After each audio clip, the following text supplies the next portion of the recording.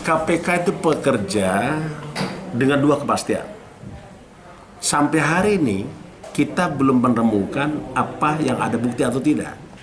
Nggak boleh kita menetapkan seseorang menjadi tersangka tanpa ada bukti. Misalnya Mas Chandra,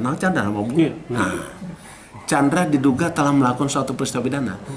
Kalau bukti nggak ada, kita harus hentikan Chandra itu. Begitu juga dengan orang-orang yang disebut. Justru kalau seandainya kita menyebut seseorang tanpa ada bukti, itu keliru. Inilah namanya kepastian hukum. Inilah juga namanya kepastian keadilan. KPK jangan merupakan bagian daripada isu yang dibuat oleh orang yang sumbernya tidak jelas. Yang pasti adalah KPK bekerja sesuai dengan peraturan perundang-undangan. Sampai hari ini tidak ada bukti yang mengatakan bahwa yang Anda sebut tadi melakukan suatu peristiwa pidana. Kalau ada kita bawa. Tapi sampai hari ini kan tidak ada. Pak Ketua, tapi dalam dakwaan Pak Sugiharto disebut kalau Gubernur Jawa Tengah itu menerima $520.000 US sama Menkumham itu 1,2 juta US. Ya. Di dalam dakwaannya si Direktur Pengelola Informasi Administrasi Kependudukan Sugiharto, Pak. Saat masih menjadi anggota DPR itu. Jadi begini, Mas.